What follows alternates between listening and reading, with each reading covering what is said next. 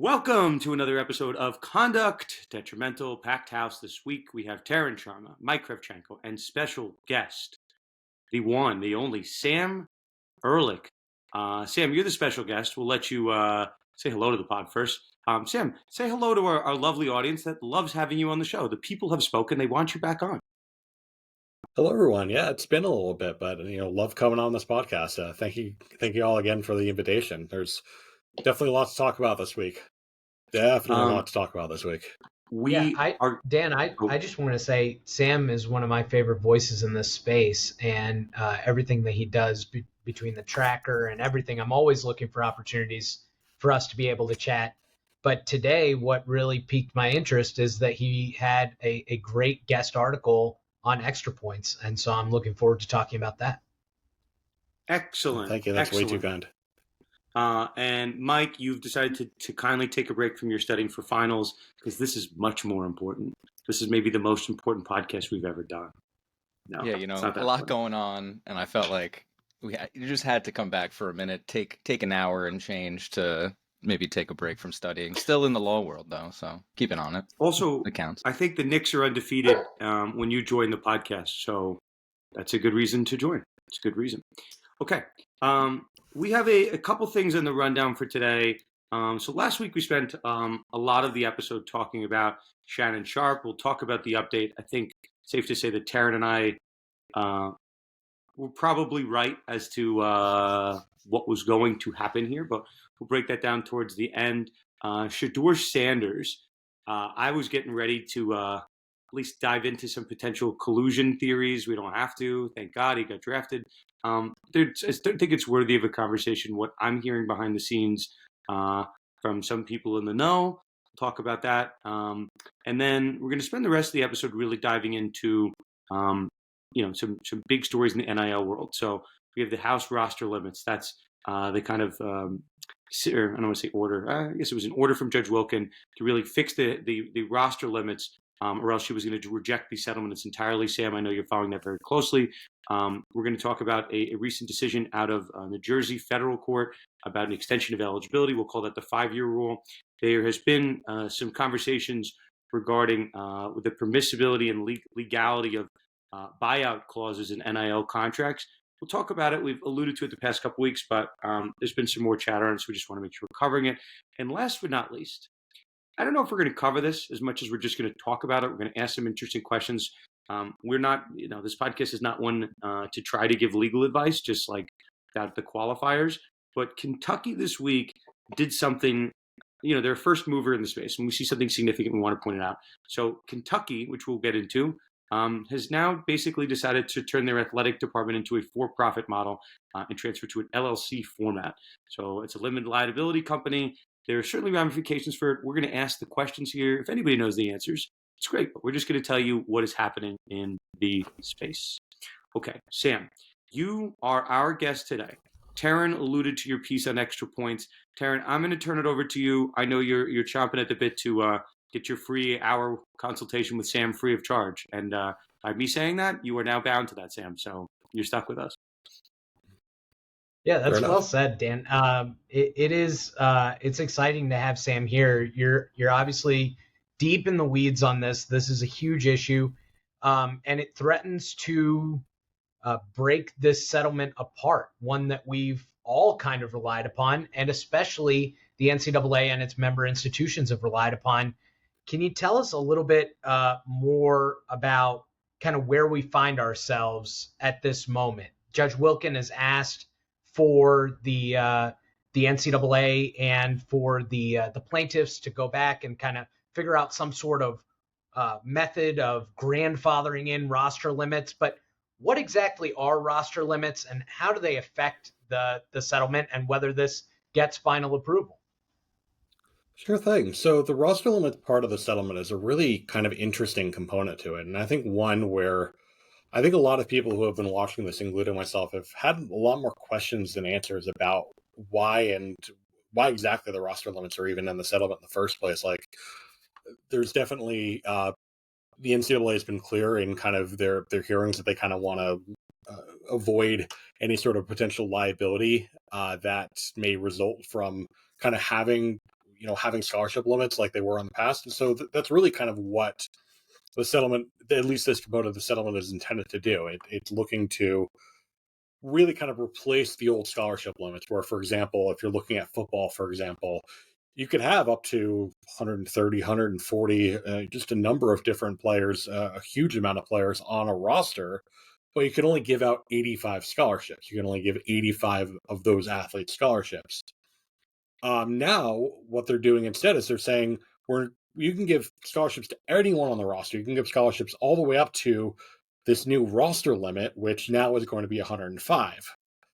The problem with that, of course, if you do the math, well, if you could have 140, 130 players on a football roster before, can't give them all scholarships, but now you're going to 105, you can give them all scholarships. So it's, yay, 20 more scholarships. It's something the Plaintiffs' Council has said is a massive win across all the sports, because it's not just football, it's also every NCAA sport is now having kind of these scholarship limits replaced with roster limits. And the roster limits are a lot higher than the scholarship limits, but they're lower than a lot of schools have been carrying these amount of having kind of the number of players that a lot of these schools, a lot of these teams have been carrying.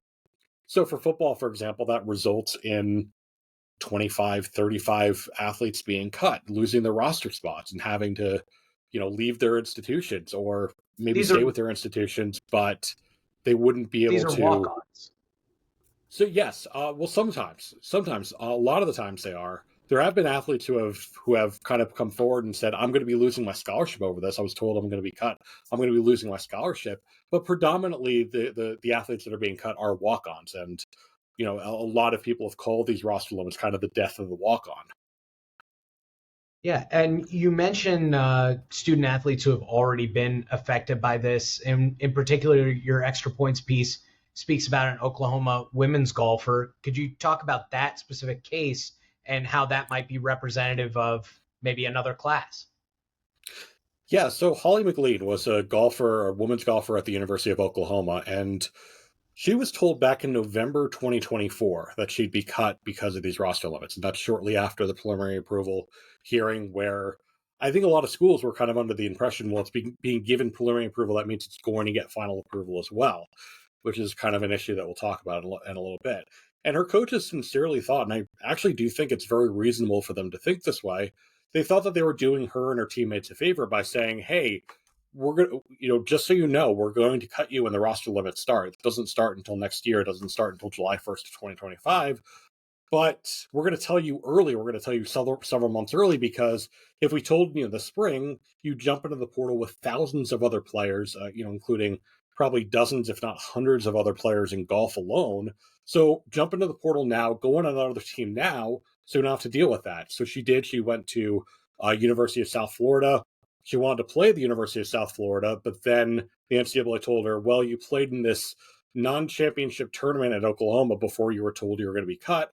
So under the year-end competition rule, the NCAA bylaw that prohibits, quarterbacks, for example, from transferring from Texas to Oklahoma 1 week to another, because that, it makes a lot of sense why you'd have that rule. But when it's applied in this situation, it's kind of a little bit of a weird situation, especially when you're talking about kind of this non-championship golf tournament. And now she wants to play in the regular season and she's being told she can't. So she had filed a lawsuit. She voluntarily dismissed this lawsuit for unknown reasons.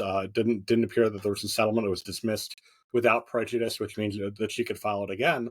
But I think she is really kind of representative of kind of a lot of the negative impact that a lot of these athletes are kind of under right now, where a lot of these athletes were told that they were going to be cut, even if the settlement hadn't taken effect yet, even if the settlement hadn't been approved yet.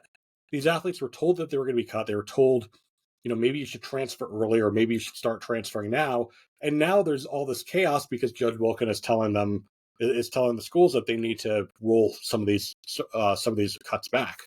Yeah. So I think that a couple of things that you said there are critical. First of all, she dismissed without prejudice. So this is still an open can of worms.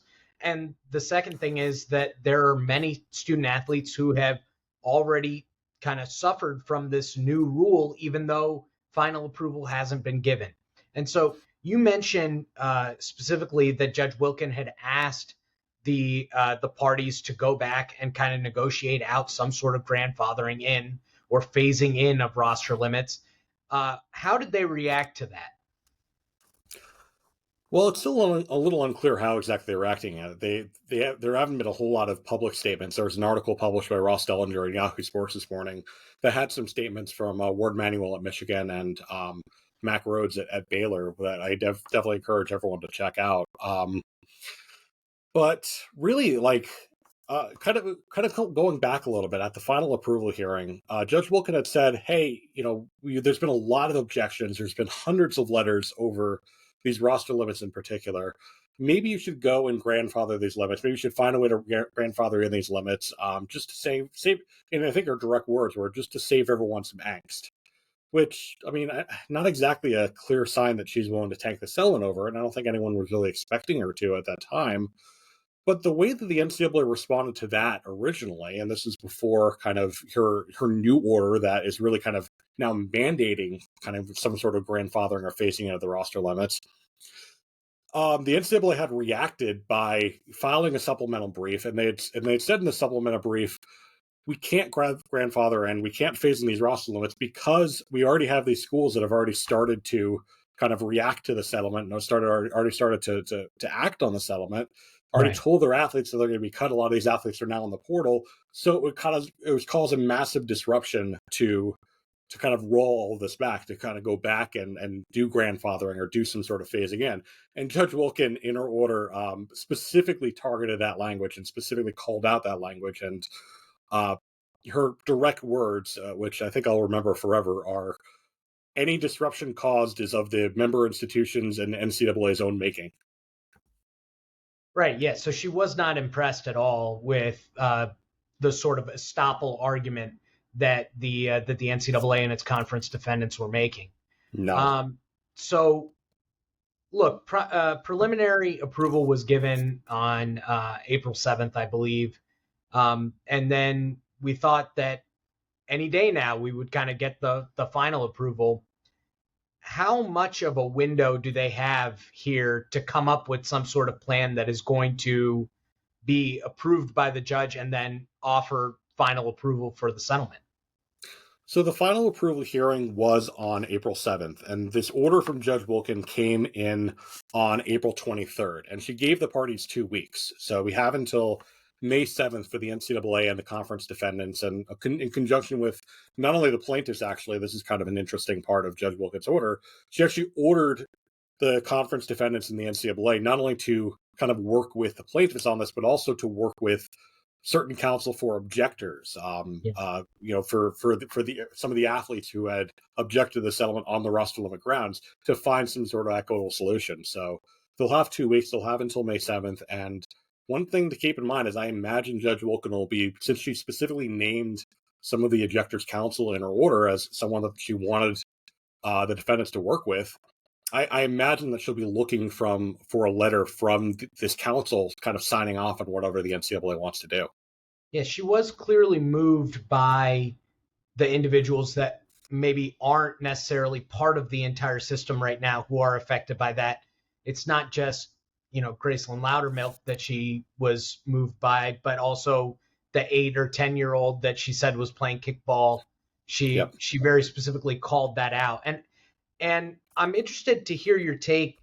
Do you think that this settlement has legs to stand on for a full decade when it does effectively constrain the free trade of those individuals who are 8 and 10 years old right now? And maybe they don't know that they're going to play college sports. They couldn't have possibly been party to this settlement, but they're affected by it all the same. That's a good question. And I do think that the settlement, for a lot of reasons, including that one, has a lot of holes in it, has a lot of legal exposure to it. Because really, just like you alluded to, Judge Wilkin was very concerned about this hypothetical 8-year-old playing kickball on the asphalt. And that kind of suggests to a certain extent that, since she's essentially requiring the NCAA and the plaintiffs have negotiated this as part of the settlement to have essentially the opportunity for new members of the class, new high school athletes becoming college athletes, to object to the settlement each and every year, it kind of suggests to me that there might be opportunities every year for Judge Wilkin to come in and say, well, clearly the settlement isn't working as I kind of thought it would. Clearly there are problems with the settlement. I'm actually going to strike down the settlement now. Like that is a realistic possibility, especially given kind of the additional kind of holes in the release that Judge Wilkin kind of forced on the parties.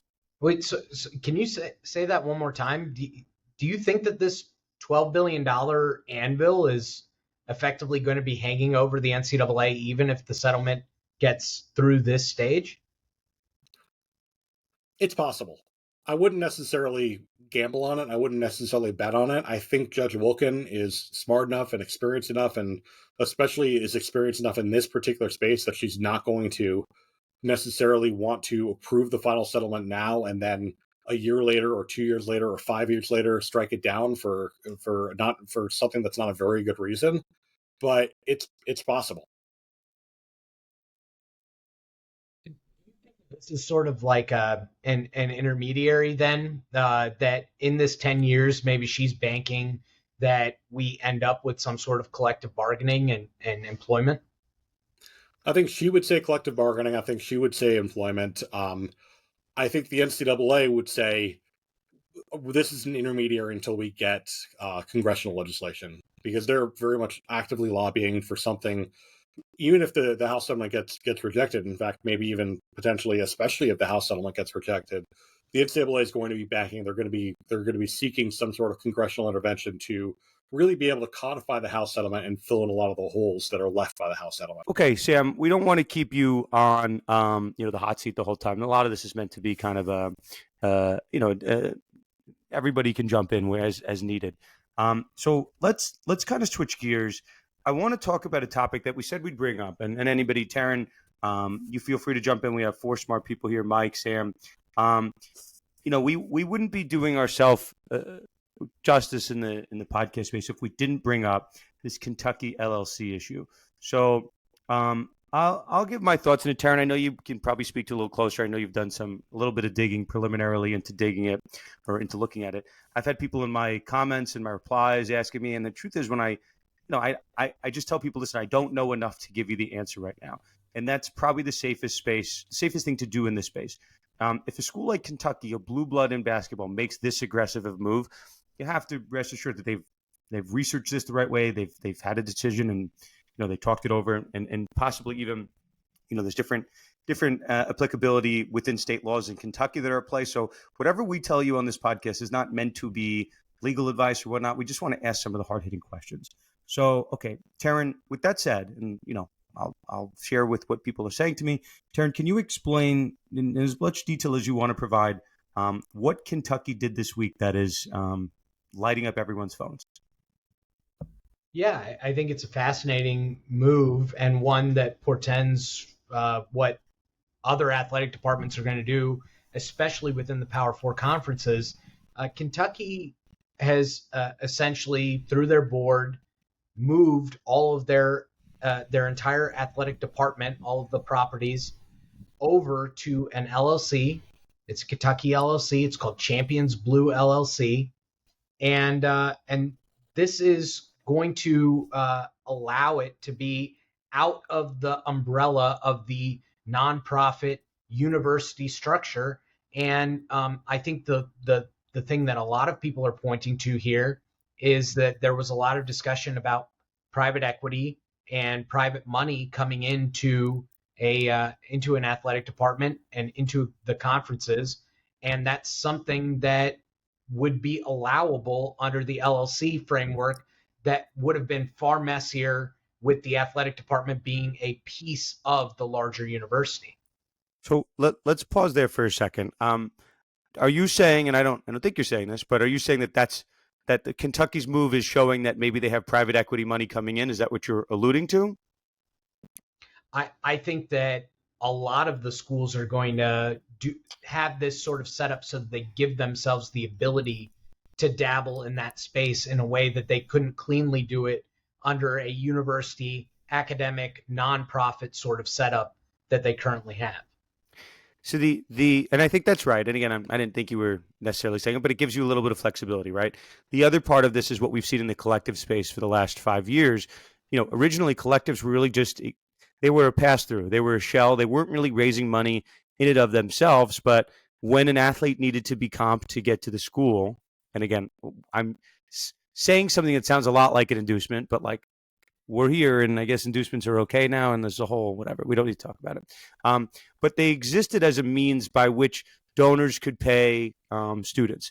Now, over the last 5 years, the collectives have found ways to make money above and beyond what they're just getting from donors, be it licensing agreements, be it kind of like celebrity type, like I have a vendor that reached out to me, but they're doing like meet and greets and signings. And there's ways that they're making money that aren't just donor A, don't pay the school, pay the school $5 million and pay us the other $5 million instead of paying the school 10.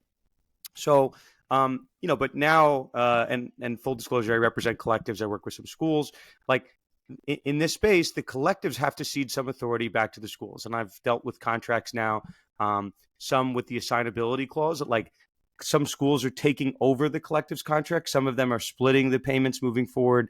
Some have rev shares, some have underlying deals. So I just say that to say a lot of the things that we've known for collectives doing in terms of raising money are now going to go back to the schools. The schools they don't need collectives in the same way that they once did. And that's not to say that the collective space is going to go away, which I don't think it will, because it would allow schools to pay or the total comp to exceed that 20 million and change cap because you go through the collectives. But that said, right, these collectives are operating by and large as for-profit models. So it shouldn't really shock anybody as the schools start to take back some of that control, that we're starting to see schools at least have that conversation of whether they should move to a for-profit model because of the nature of the work that they're doing. So Sam, I see you nodding vociferously. That means that everything I said was correct. But I will let you add. I'll let you add anything you want to add to this conversation, and obviously, Mike, feel free to chime in as well. No, I think that's a really good comparison, and that's something I didn't really think about when I saw that news. Like, kind of, it's essentially kind of. I don't know if I'd exactly phrase it like this. I don't know if this is. I imagine that Kentucky would probably push back on this, but it's almost like a merging of the collective in the athletic department to a certain extent, where the athletic department takes on a lot of the characteristics of a collective and, kind of adds that to what it's doing kind of in running its athletic programs. And, again, this is not necessarily my expertise, but I know in their press release, they talked a lot about needing to do something like this or wanting to do something like this so that they can explore more public-private partnerships. And I imagine that's a big part of it. Like, I don't know the intricacies of the law. It's not necessarily, again, it's not really my area of expertise, but when we're talking about that kind of thing, and they made a lot of comparison to hospitals, university-run hospitals that are kind of operating under the same model, it does make a lot of sense to explore this sort of structure. I think that's fair. The other thing I wanted to add, I said I alluded to some comments that people have given me, and I just don't know the answer yet. Similar to what Taryn had said, somebody asked me, hey, Dan, how does this for-profit model and this LLC model, how does that impact the analysis vis-a-vis athletes as employees? Now, if they're being paid by a for-profit and LLC, does that change their characterization as employees? And I said, well, for the past 5 years, these athletes have been paid by collectives, most of which are for-profit entities, and they're being paid as 1099s. I don't necessarily think that changes the analysis. It might to some extent, right? But it still doesn't change the underlying analysis of the benefit conferred upon the school and the control, same analysis that we talked about. And I think, Sam, you're probably on that show. We talked about Dartmouth way back when. So, I'm the more schools that follow this model, the more we'll pay attention to it. But this is just for people, and sometimes we talk about stuff for writing purposes for people to look at. Just an important development. Sam, I saw you pop up here. Yeah, I just wanted to add to that, like even beyond kind of the NLRB test, like we just had the Third Circuit kind of introduce a new employment test in their summer 2024 Johnson test, and it says nothing. It has nothing about for-profit versus nonprofit kind of in that test. So, and even if you go beyond that, even if you kind of ignore that test and use kind of the more general FSA Donovan tests, none of them really mention like whether it's a for-profit or nonprofit sort of entity as something that's going to be considered along any of the factors. So I don't think the nonprofit versus for-profit part counts really matters much at all for talking about employment, especially when you consider that, I mean, nonprofits have employees too. Mike, I feel like you can speak to this. I do. I work for a nonprofit, so yes, we definitely do have employees.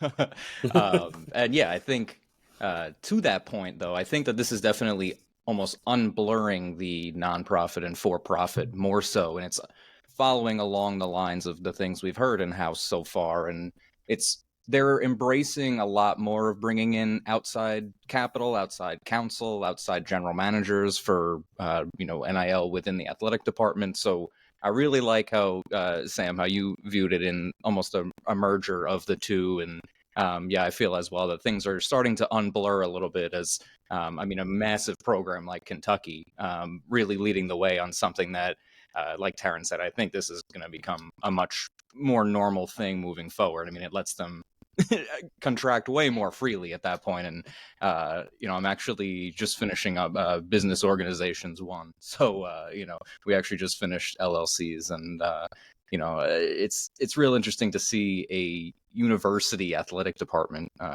take this route. But I think we'll see that this is going to become more normal. At least that's my opinion as well along that front. Yeah, like I said, I think that this also jives with where we're headed. Dabo Sweeney this week said that he sees like a 40 to 50 school super league coming, which, Dan, that harkens back to our fun super league show that we did. But unlike soccer fans, I think that people are probably fed up enough with how the system works right now and how far we've gone away from the college sports that all of us grew up with, and the possibility of having more stability while also compensating the labor is I think going to be attractive to the fans to the point where they're maybe not going to push back on this, specifically as it relates to football. Okay. Really good transition. Two topics I want to get to that speak to what we talked about last week. And for those that don't remember, Taryn and I were having a candid conversation of like, did NIL ruin college sports? Because everybody seems to think that. And, there's some good, but we're still in this middle of gray that's like, there's 1 year free agency, there's lawsuits. It's just a lot. It's hard to separate the two. So talking about things that might create some stability, or the opposite, but things that we were paying attention to. Arkansas has been in the news twice. We talked about them, talked about the Razorbacks last week with Matt and Ayamaleva. And now, what's the guy's name? Desmond. What's the wide receiver's name, guys? Desmond James, Arkansas wide receiver. So Arkansas apparently has a provision in their collective contract that says if you leave, you have to pay some form of a buyout. So we talked, I believe, Taryn, we did on the podcast, if memory served, we had a conversation of buyouts and a separate conversation about something called a clawback. So buyouts are this concept, and friend of the show, Darren Heitner, gave an interview to, I guess, a quote to Brandon Marcello over at CBS Sports, that he doesn't view the buyouts as being permissible, as being kind of an unfair penalty, that they're not kind of tethered to damages. They're just some type of made up number. So we'll see about the enforceability of that. Arkansas is trying to do that. So we'll see. And we've been on the show, Taryn, in previous episodes, and we've said there are harsh terms in these contracts. Like, I'm aware of them. Sometimes I draft them. Sometimes lawyers agree to them. Sometimes they don't. But like, it takes a lot for a school or a collective to be the first to be in the business of suing an athlete, right? Like, okay, Matt and Ayamaleva, they want $200,000 from him. That's the brother of Nico Ayamaleva. What is the long-term loss by being known as the first school to enforce or attempt to enforce a buyout? So I don't know. I'll open this up to the floor. Arkansas, they're putting their claws into this. They want to be known as a school. Maybe that's good. Maybe that's bad. Someone's got to die on the sword. Team, what do we think about Arkansas? Taryn, Mr. Sharma, you're up. Let Sam. Sam, you can save Mr. Sharma. You're good. I'll give my thoughts. Yeah, I think it's interesting from a recruiting perspective because with the way that the portal is right now, and with the way that sometimes offers come in a little late, or sometimes you just change your mind. Like we had Boise State, for example, and he didn't sign any contracts with anyone else, but we had just had someone go into the portal and then decide, you know what, Boise is where his heart is. He wants to come home and he wants to come back.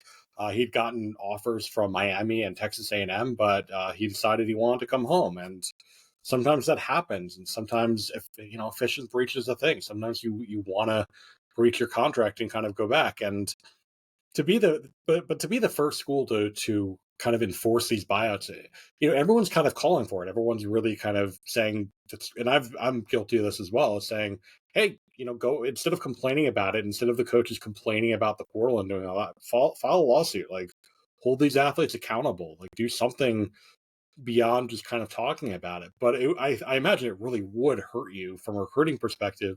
And also to Darren's point, I kind of agree with him that I'm not even sure these buyouts are necessarily even enforceable, at least as liquidated damages clause, because it's just the way that the contract is structured, the way that the schools are kind of structuring these contracts to kind of avoid kind of the NCAA kind of going down their throats. They're specifically not pay for play, right? They say in the contract these contracts are not pay for play. So what exactly are the damages? What exactly are the calculable damages you're basing your liquidated damages clause on? It's not on the pay for play, because that's what the contract said. The contract says it's for, maybe one or two social media posts that are being, they're being kind of masqueraded as the bargain for exchange here. Is that worth $200,000? Probably not. Well, that's what I'm interested in too. Are they claiming like lost marketing value, donor contributions? I mean, this could, I guess, go on and on. Where is that arbitrary and not tied to any actual losses? I mean, is this looking more like a penalty rather than, getting any actual damages back? That's where I'm viewing this a little bit, I think, as of right now, at least. So, on that, there are, and Taryn and I alluded to it last week, and last Friday was the closing of the football portal. So there was a lot of wheeling and dealing going on in the 48 hours of my world with just looking and understanding these contract terms. Like, you'd be surprised, and there, in the wake of what's happening with Arkansas, we're going to see these happen. We're going to see these buyout provisions or some version, be it a clawback, a buyout. We're going to see them pop up a lot. They're just not in. They're not in every contract right now. Just put it that way. So I've seen a month where they don't come up, but now that conversation is going to happen. The other part that I had an interesting conversation with somebody. I won't mention who it is, but someone who's on the agent side, and I said I keep seeing these. I keep seeing contracts, and it might have actually been the Rutgers case, right? And we're going to talk about the Rutgers case, Jed, a lot in a minute. I without me saying anything, Sam, maybe we can tie this together. Did Jed Alad's contract have an incentive for making all conference? Wasn't that him? Wasn't it the same thing? I'm remembering things correctly. I think they did mention that in I think they did. The opinion and in the lawsuit. Yeah, I think they did. Okay, so I'll miraculously tie these together. I think I can do this. Okay, ready? This is a masterclass in transitions. So in incentives world, incentives are not allowed. Incentives are pay for play. If someone wins the Heisman Trophy or scores 30 touchdowns, and that's the provision by which they're being paid, I don't know that is seemingly pay for play. What some schools and collectives have got around that to say that in the school's sole and absolute discretion, if a player's value goes up, their NIL, the deliverables or the money being paid can increase because the value of their NIL is increasing if they win the Heisman, which is probably true. Like, Travis Hunter's value went up when he won the Heisman Trophy. That's fair. The problem that I've seen, and we'll tie this back to Jet in a minute, is it goes both ways. They say that, well, the value goes down, we can lower the contract, which then all of a sudden looks like we're in some weird pseudo world of pay to play. And so I got this question from somebody in my world, like, what happens if this is in a contract? Like, what's clear, right? Like this valuation of NIL going up and down, maybe it's not really pay for play, but it's, there's a workaround. Now, what happens if they say the quiet part out loud? What happens if you have a contract that explicitly says that they will get a pay bump if they make all conference player, and it will trigger? My understanding, without me getting sued by Jedalad's parents, I believe this was in a post of the case that I saw. Maybe you posted it, Sam, but that it was very explicit, I believe, in his contract that it triggered, right? All conference, he gets a bump. I think it was a number in the six figures. If memory serves, it was 100,000, but I could be wrong. Sam Taryn, I'll pose this to you, and then we'll talk about Jet more at length. Why we're bringing him up? What do you think the ramifications are if Clearinghouse gets a contract over $600, and the nerds over at Deloitte, they say, "Oh, we found some incentives." What do we think is going to happen? Like, what's the practical ramification of putting in a contract that has an explicit incentive? Like, I have spoke to a lot of people. I don't have a good answer to that question, other than like maybe nothing, because everyone is taking power away from the NCAA. Like, I've heard that a lot, but I don't know what the actual worst case scenario is. I talked to a lot of people about it, but we have, again, smart people here. What do you guys think? Well, I think we would have to see what the actual rules are in the aftermath of the settlement. I think that there will be a little bit more leeway for the schools and conferences and even the NCAA to set forth a few more regulations and actually police some of these things, especially under the larger framework of this third party, Deloitte, the clearinghouse that you mentioned. So, maybe that sort of thing is allowed. Maybe it's encouraged even. But yeah, I'm not exactly sure what we would see there. Sam, do you have a better idea?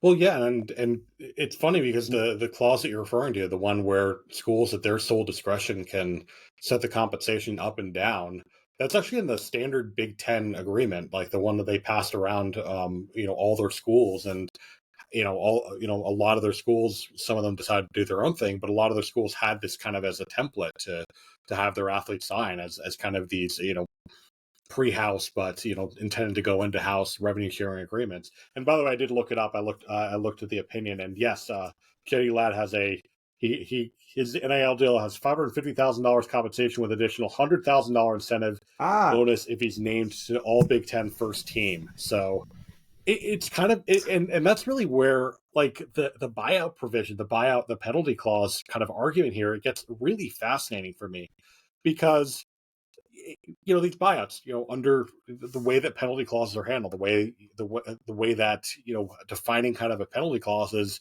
it has to be kind of a reasonable approximation of damages, at least if I remember, for my contract classes in law school. But this is kind of this weird situation because the contract says explicitly in there that it's not pay for play. But if you even, if you take anything, if you look at the context of it, it very clearly is pay for play. If you look at the incentives, if you look at this clause in it that says, at least in the standard Big Ten template, that says, it can be adjusted up and down based on the player's performance and the player's playing time, it's very clearly pay for play. But is that something you could even bring into the discussion? Is that something the school would even want to bring into the discussion, to say, oh, yes, no, this actually is a pay-for-play contract because we want it to be a pay-for-play contract now because we want to be able to enforce this liquidated damages clause? The other part of it, these state laws that keep popping up, and we're going to see more and more of them. It's like, like pay-for-play is not allowed. That is up until the time a state decides that they want to make it allowed. So there's, and again, we should probably put a fine point on House. Like, we all think here that House is likely going to pass. Will there be another delay? Will the judge put another deadline at? Maybe. Like we can't really say that. But let's say that there are appeals that hang this thing up, which a friend of the show, Mark Edelman, has said time and time again. He goes on a lot of panels and he says this. We could talk about any number of cases getting appealed. We're not going to talk about it here. The Mario Chalmers case was recently dismissed. That could be appealed, hung up on appeal. But it's not going to stop a state from, whenever they want, and just saying, hey, pay for play is now allowed. So like tough. Schools can pay above and beyond that 20 million cap, like tough. And then schools will have to react in the same way that they did once upon a time with the Alston case. So anyway, okay, but now let's get to the meat and potatoes of the Jedalad case. Why he was on our rundown, and then we'll close with some Shedeur and some Shannon. Okay, Sam, fill us in on why people are talking about Jedalad. For a period of time, Twitter was going insane. A friend of the show, Mitt Winter, had a tweet that like went viral, and people were misinterpreting it in all types of ways, going insane. It was like that meme where like like the dog is drinking a cup of coffee and the house is on fire, and he's like, "This is fine." So that's where we were, and I think we have some semblance of normalcy in the aftermath. But Sam, break it down for us as only you can. So for background, the NCAA has they've had for a long period of time their 4 and 5 rule, where you can play 4 seasons in 5 years. You can have 1 redshirt year or something like that, and there are a variety of different exceptions to this. And for forever and still, they include other other divisions, Division 2, Division 3. They include any sort of intercollegiate competition as one of those years. So including NAIA or junior college, for example. And you may remember, several months ago with the Diego Pavia case, Pavia filed a lawsuit saying, "Hey, I played 2 years in junior college before getting a chance to go to New Mexico State and then Vanderbilt, and I've had this 1 year at Vanderbilt where I upset Alabama and made myself a household name. I'd very much like to stay at Alabama and not be an NFL practice squad player and make far more money at Vanderbilt than I will make in the NFL because he's a solid player, probably not an NFL prospect necessarily, or at least maybe after another year in the SEC he might be, but probably not at this exact moment." So he filed this lawsuit. He won this lawsuit, or at least won a preliminary injunction in this lawsuit, where the judge essentially said, "Yes, junior college, it's different from the NCAA. It's different opportunities for the NCAA. This is anti-competitive this rule is anti-competitive because it discourages college players from actually going to junior college in the first place." So they actually the judge made kind of made an anti-competitive antitrust argument kind of with the NCAA versus junior college. And in response to this lawsuit, the NCAA issued this Pavia waiver, this blanket waiver that said that players who have exhausted their eligibility at the end of the 2024-25 season, who still have, are still within that 5-year clock, can get another year, can play another year if they have a previous junior college year. So they can replace one of their junior college years with an NCAA Division I year, and they essentially issued this waiver so they wouldn't continue to get sued. It didn't quite work out for them, but they're doing this kind of as a 1-year kind of Band-Aid sort of thing while they appeal the Pavia case to the Sixth Circuit. Other cases have been filed, kind of looking to expand the Pavia waiver. Some of them have had some success. Nizer Forquin at Wisconsin was able to not so much successfully argue that Division II should be treated the same way as JUCO, more argue that the NCAA's waiver process is completely arbitrary and completely unfair to the athlete. That's really more of what the court in that case was going with. That case is also being appealed to the Seventh Circuit.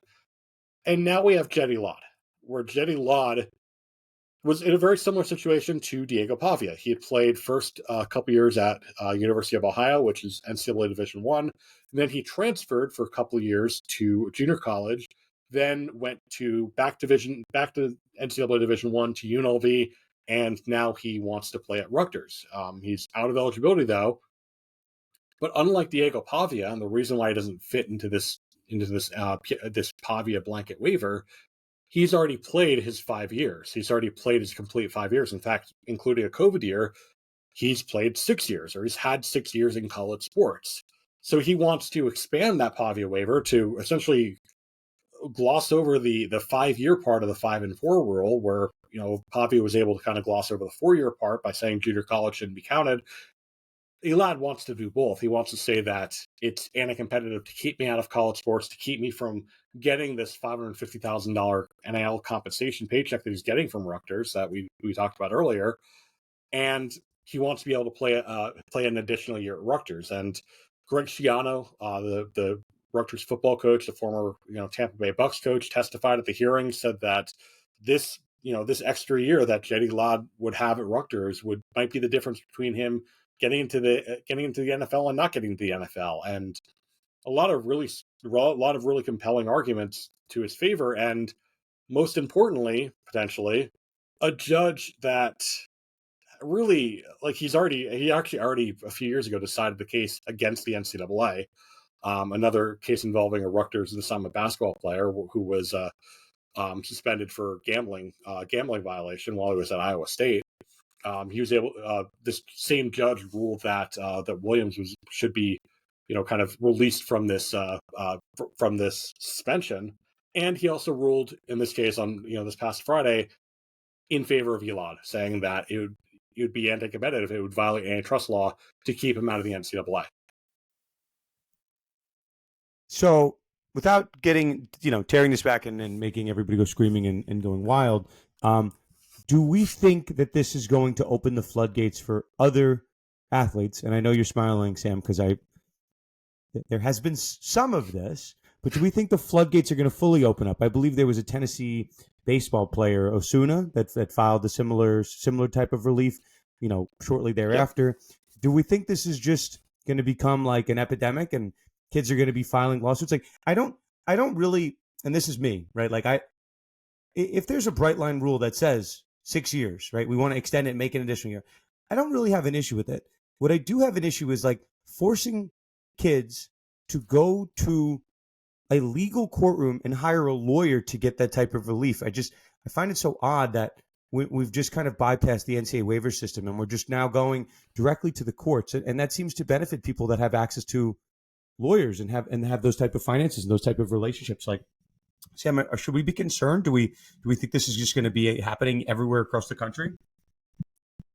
Well, I will say, and I don't want to speak to anyone's specific situation. This is not meant to imply that this was the case for Jeddy Ladd or Diego Pavia or anyone else. I have heard through the grapevine that these lawyers are actually being funded by the schools, not necessarily the players themselves. So that may change the calculus a little bit. Though I think a lot of the times, is the school willing to pay for this? That might also be kind of a similar kind of access to justice kind of argument. But I will say, like, in response to your original question, is this going to open the floodgates? I will say, after I broke the news that Jeddy Ladd on Twitter that he was granted this preliminary injunction, I had a lot of athletes with hashtag JUCO product follow me on Twitter after that. So I think there's going to be a few more lawsuits after this for sure. I think that's a good bet. Speaking of bets, Mike, we're going to move over to Shedeur Sanders. I want to read you guys this. And the people at home can't see this, but I'm showing you something on my phone. Okay, wait. Can you guys see this? Can you see what that says? Okay, Mike, these are draft lines. These are draft lines for Shedeur Sanders, and I took this picture. I didn't bet it because I found it on an illegal book. So I couldn't find odds. This is my state; they don't allow betting this. But I wanted to see what it was for this purpose. I was curious. Where is Shedeur going to be drafted? Mike Krivchenko. What do you think the line was for Shedeur Sanders' draft position? What do you think the sports book's line was? The over-under was what? 10.5. 10.5. Now, in fairness, the over was juiced up to -500. The under was +300. So if you're trying to figure out where the true line was, it was probably around 20. Like, people were mocking him going to the Steelers. If you 21, I think was. Yeah, there's 21 some betting and a half. Yeah. But that'll get you to about -110 if you slide it up. So just trust us. Let's say the real line was 21.5. Okay, Mike. Let's just say the over hit in a massive way. Unless you're living under a rock, you know what happened with Shedeur. But Mike, I'd like you to explain it to us, and we'll roundtable it as we kind of go through some of the legal things that occurred. Mike, I know I was texting you over the weekend about the Ole Miss guy, and since I left Ole Miss, there's been all these different Ole Miss controversies. Anyway, so give us as much as you want to give us. I'd like you to touch on Jax Ulbrich, if you would. That would be great. That would be fantastic. Yeah, Jax Ulbrich. Yeah, I feel like one of the perfect people to discuss this because I sent a text to you that I've heard this name before. He was very active in the Jets locker room last year when his father, Jeff Ulbrich, was the interim head coach after Robert Saleh was fired. So he is now the defensive coordinator for the Atlanta Falcons. That's very relevant in this. Somehow, that blew my mind that he would even be involved in this situation, to be honest, and how a defensive coordinator from the Falcons is, connected phone wise to what we'll find out here. But so, yeah, Shedeur Sanders, while if it wasn't enough, dropping from being, a first round pick in many people's eyes for the last probably year, dropped to the 5th round, being selected by the Cleveland Browns, who selected a quarterback earlier in the draft and already have quarterbacks on their roster. So Sanders went 144th overall, so way obviously past the 21 and a half, let's give it. But during this, and this is very unfortunate. I mean, I thought the video made me cringe. I thought it was just terrible. And it turned out that Jax Ulbrich, the 21-year-old son of Jeff Ulbrich, impersonated New Orleans Saints GM Mickey Loomis, falsely informing Sanders that the Saints were selecting him. So giving him the call, it was recorded, shared online from both sides. I mean, obviously Shedeur had cameras in his face the entire, 2-3 days. And it was caught on camera that, getting basically a prank call from the son of the Atlanta Falcons defensive coordinator, Jeff Ulbrich. And he wasn't the only one, by the way, that got prank called. Tyler Warren got prank called, Mason Graham, Kyle McCord, the Syracuse quarterback. It was no good, really. Obviously, they were ripping phone calls all night. But the big thing here that was interesting to me was how are the Falcons and the NFL going to handle this? I mean, clearly he got access to phone numbers that were sensitive information. I mean, that's pretty, inexcusable and pretty embarrassing to me. And Jax Ulbrich himself, the son, ended up coming out and apologizing and saying just that. Publicly apologizing, of course, as many people do nowadays on their Instagram story, really nice and formal. But apparently the Falcons as well, issued a public apology. They explained a little bit more about it, that the phone number, the draft contact phone number that, especially first round or expected first round picks like that are given, was ripped off of an open iPad in the parents' home, which is, Jeff Ulbrich's home. And later he wrote the phone number down and obviously other people's phone numbers and, was able to just start ripping phone calls and pranking people on the day of. And obviously the Falcons went deep into that. But, Dan, I see you waving your hand over there. I'm interested to hear what you think on any of this. Yeah, I want to hear everyone's thoughts. I'll just say this. I don't want to gloss over the statement. The statement is odd, and there's been a really big blowback, in terms of, could there be a lawsuit? And obviously, all of us having passed through law school chambers, we think of intentional infliction of emotional distress. We think of, maybe some type of, and I don't, I imagine they were in Mississippi. So we think of one party recording states or two party recording states because both sides were recording the videos, but neither here nor there, right? Where I want to talk about this from a discipline/legal side is this Jax Ulbrich's piece. So Mike, the statement that the Falcons put out is insane. It's actually insane. Okay? It says, early in the week, Jax Ulbrich, the 21-year-old son of defensive coordinator Jeff Ulbrich, unintentionally came across the draft contact phone number for Shedeur's off an open iPad while visiting his parents' home and wrote the number down to later conduct a prank phone call. Jeff Ulbrich was unaware of the data exposure or any facets of the prank and was made aware of the above only after the fact. What does this mean? Unintentionally came across the draft contact phone number? It was maybe he borrowed Jeff's iPad to watch Netflix or something and it was open another screen. There had to be some intent at some point because the next part of the sentence reads that he did it to conduct a prank. And Mike, as you allude to, I don't know if he's apologized for all of these, but there were other athletes that were called. They believe it was him. So I don't know. There was some level of intent. Okay, whatever. Jax has apologized. Jax, I don't know. He's some 19-year-old kid. I don't really care about that. What I do care about is Jeff Ulbrich. Okay, and Mike Kravchenko, you know exactly what I'm going to say, right? Former, what was he? He was the Jets interim head coach for a hot second. I mean, most of the season.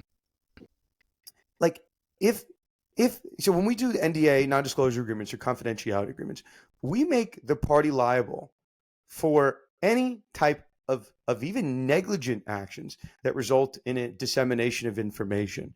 So if you leave an iPad open, and like I don't know, it probably was in an email. Like let's just use our common sense, or like in an Excel sheet, something that was attached to an email. Like, and you leave your computer open, it's not password protected. Like my work email is locked up under like 10 passwords. I got to log in through Citrix. I got to do 100 things. You know, it's like Fort Knox. Unless somebody like gets to my desk in the 5 minutes that I wasn't sitting there, no one's getting to my emails. So, you know, like, again, this is not a political podcast, but there's been a lot made in recent weeks of like confidential information being passed through, you know, these Telegram or non-confidential forums that shouldn't be allowed. So maybe there should be discipline for Jeff Ulbrich if you just let someone's number get out there. I don't know where we are if there's no punishment for this. Like it's terrible. Like, oh, Jack Ulbrich apologized, it's fine. You know, these numbers are put out and these kids' days are and their life's work is ruined because of a series of prank phone calls. Like I think there should be some disincentive structure put in. And I'm okay making Jeff Ulbrich the sacrificial lamb. I'm totally fine doing that. I think we almost have to, in a way. I mean, it's Jeff Ulbrich. He's the brand new defensive coordinator of the Falcons. The season hasn't really even come close to beginning. I mean, if they're going to do it, I feel like now would be the time. And it's pretty egregious. That was my first thought was, oh, he's going to get fired for that.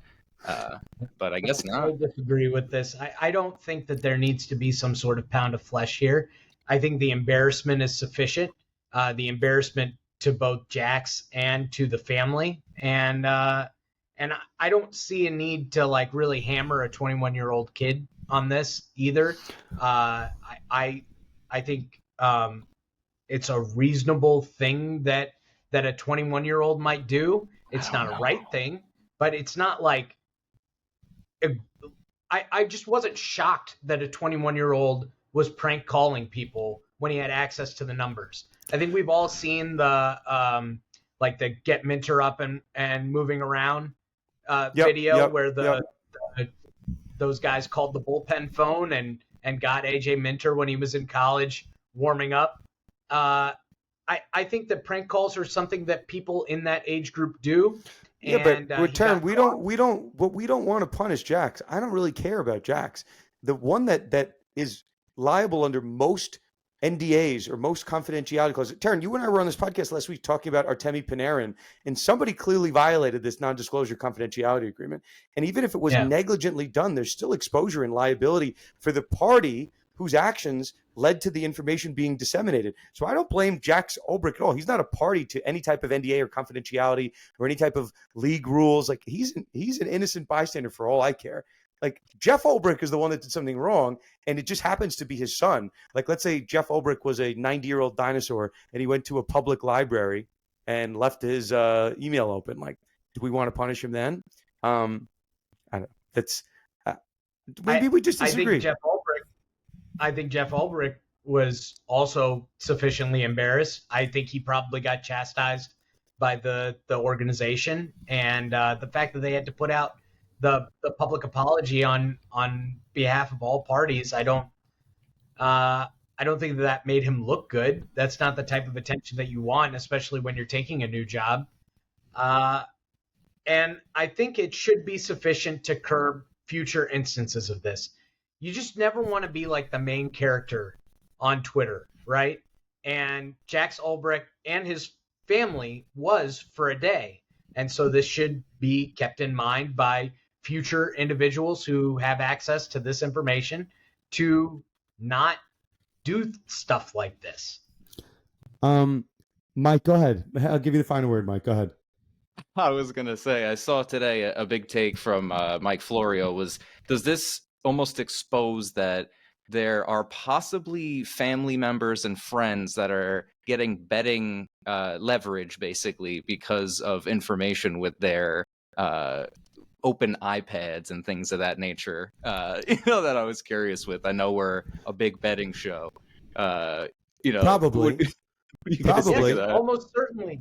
And hey, by the way, also the family of Congress people are probably insider trading based on information they know. Yeah. So, Almost Surprise. yeah. So I did want to say this. I alluded to like some things I'm hearing. So, this in the world that we operate in, the information space, like there are people that are coming out now in hindsight saying like everybody knew Shedeur was going to drop internally. We just couldn't say anything. Like I don't know. We just talked about the betting lines being 10.5, 21.5. Like the teams put their draft boards together in the, 72 hours before the draft, and then they tinker and whatnot. Like around the league, clearly Shedeur Sanders was not in the top 100 on anyone's draft board. So like if you went around and you figured this out, that information is certainly out there. That's why New York, and at least where I'm, and I wouldn't say a handful of states have this. You can't bet on those type of that are not game-based competitions. Like you can't bet on like awards, like Rookie of the Year or MVP, or the draft, which is just human beings making selections on stuff because it's too open to collusion. So that's why I had to seek out-of-state lines, and there's nothing wrong with going online and finding the lines. You can't bet them, but do look at that. Okay, let's move over. And before we forget, a reminder: our podcast, Mike, a fantastic reminder. We can't forget about Themis, our longest running sponsor, and really, the whole show really is sponsored by Themis Bar Review. So they're the best. We're the best. Again, I'm working on this golf thing, which we will shed some light on some point in time. But it's all good. It's all good. Okay, Themis is the best. If you need a promo code, you need a discount. I have some big discounts. I'm not ready necessarily to give them to you, but I'm at some point ready to share them on the show. But to the extent you want to save some money on Themis, reach out to me because I might be able to hook you up with a super secret discount code. Okay. We are going to wrap on this. And Sam, you've been very quiet for Shedeur. So I'd like to get your thoughts on Shannon. Taryn and I went about this last week. I know Mike and I have been texting about it. We'll jump all the way to the end because our listeners already understand what happened with Shannon. Do you think Shannon Sharpe will ever be on a Disney/ESPN product or show ever again? That's the question, Sam. I doubt it. I think there's too much around this. I think the fact that he voluntarily stepped away from it, I think, is a sign that. I mean, I don't want to read too much into it. I obviously don't know any of the inside stuff, but I imagine that wasn't entirely a voluntary decision. And maybe he gets exonerated after all this. Maybe he ends up being okay after all this. I still think there's a lot of question marks, just in terms of it's Disney. Just the type of atmosphere that they kind of want to promote, despite having Pat McAfee, but that's a different conversation. I just don't know if they want to, if they necessarily would be willing to kind of put themselves out there like that in this way. So I'm going to agree with you. And Taryn and I, sometimes we're wrong. Like I've been wrong about some bets every once in a while, right? Like Diego Lopez did not beat Alexander Volkanovski. I said that was my best bet, did not win. No one's talking about that anymore. But Taryn and I did say when we were doing our prep for last week, we sat, we were talking. We usually do like a rundown for 10 minutes. Taryn and I talk about different stuff, or Mike and I, who's ever on the show, we do a little bit of a rundown. We figure out where we're at. So Taryn and I were reading the Shannon Sharpe statement, and we're like, wait, Shannon's side is the one that said that there was a $10 million settlement offer? Like Shannon Sharpe's lawyer, Lanny Davis, is the one that put that out there? Why on earth would you put that out there? So, Sam, to what you just said, and it's an important point. Like we recorded a week ago. I still don't know what the benefit of doing that was. And we'll tie this to what has happened recently. Like, for all we know, Shannon Sharpe could be exonerated, and I'm not ruling that out at all. What Lanny Davis, Shannon Sharpe's quasi-former lawyer, we'll talk about. There's a new lawyer, I think his name is Mitch Schuster, who's now putting out statements on Shannon's behalf. It is very odd that one lawyer is Shannon Sharpe's lawyer in the media, and then within 48 hours, there's a new lawyer that's taken over. That looks a lot like someone that's been demoted, backup quarterback, to Shedeur Sanders level, when you're now like fifth string quarterback and might not make the Cleveland Browns roster. So if you're listening to what happened in the aftermath, like Shannon Sharpe might be exonerated, but Lanny Davis put out these insane text messages that just make Shannon look like a creep. right? Like, I don't know, for what you want to say. They might not be illegal. They're kind of dirty text between consenting adults. There's nothing really illegal with that, but it makes them look creepy and not Disney appropriate. So once you put those, your employer don't want in the public sphere. Right. Like this case was litigated without an eye towards Disney. Now, here's the update. ESPN's been very coy, and Sam, to your point, they're saying, like it's a separate mutual parting of ways, or he's coming back, he's off for now. I don't know. It's fakakta nonsense. He went back on air, right? He showed up for the draft, right? He's still recording content. He's not stopping. Stephen A. Smith went on his show, and I've been kind of in the weeds of what Stephen A. Smith says. He kind of speaks for the network in his own kind of way. And Stephen A. Smith seemed to say that once the lawyer put out those text messages and the lawyer, Lanny Davis, made the statement, that's when ESPN decided that they had seen enough. And, that's essentially what Stephen A. Smith is saying. And he went further to say that Shannon Sharpe's lawyer was, not impressive at all during the couple days. So you have Stephen A. Smith, who clearly, I don't want to say clearly, seems to be, these are our cautionary words for defamation purposes, seems to be a friend of Shannon Sharpe. And Stephen A. Smith is now being the mouthpiece that Shannon Sharpe can no longer be. And Stephen A. Smith is blaming the lawyers. So, Taryn, you alluded to this before. You never want to be the subject line. And this guy, Lanny Davis, who is, I guess, an old warhorse from a previous era of like political lawyering, like this guy might have cost Shannon Sharpe his career. So we were talking about, a sexual assault case. We were talking about a defamation case. Not that I am ever rooting for this, because I don't like talking about what lawyers do wrong.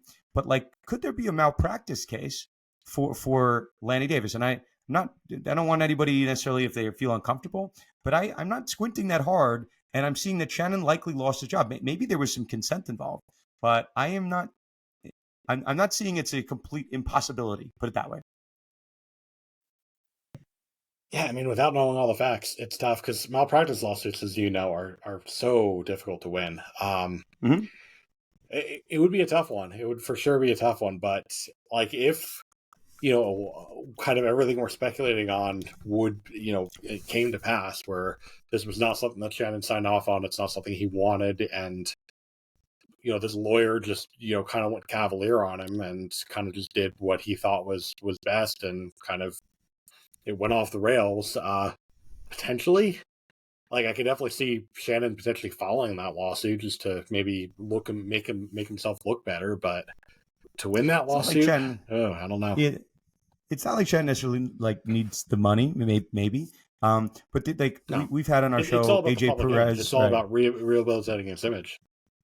There's been so many times like we've had friends like AJ Perez or Amanda Kristovich or whoever, or Pete Nakos, and I'm having conversation with them, and I'm like, by the way, this is on background, like this is off the record, and they're like, Dan, you don't have to keep saying that every time, and I'm like, I just want to be able to speak freely and not get in trouble for the things I'm about to say. So like that, it's a thought that goes through my head. This lawyer clearly gave on the record statements, and the reason, and I don't know if you guys saw the hit I did for Long Crime, but like the lawyer is saying $10 million.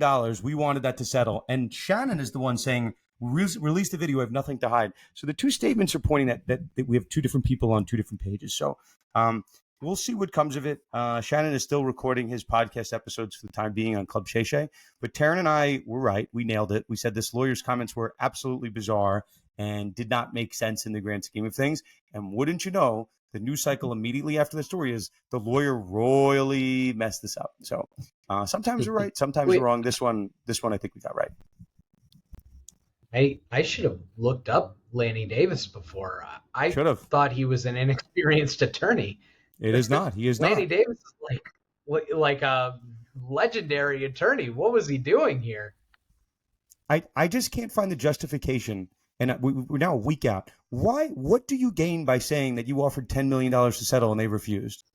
Where does that get you? I still can't understand it. And then he went back and forth with Florio on it. Also, yeah. Weird that it's Seth Davis's father. No comment. Just saying it's weird. Okay. Guys, we said we'd probably keep it to an hour, a little bit over. I know people have things to do, finals to study for, work to be done, hours to be billed. guys, I'd like to wrap. Is there anything that we have not covered that we should? And Sam, you're our guest. I'll leave it to you. Anything that we should be paying attention to in the space that we have not discussed as of yet?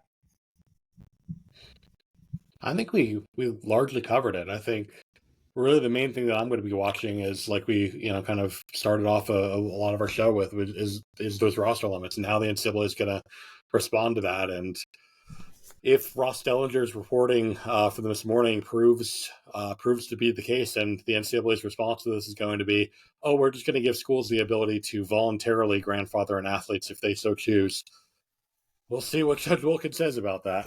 That'll definitely be something I'm watching.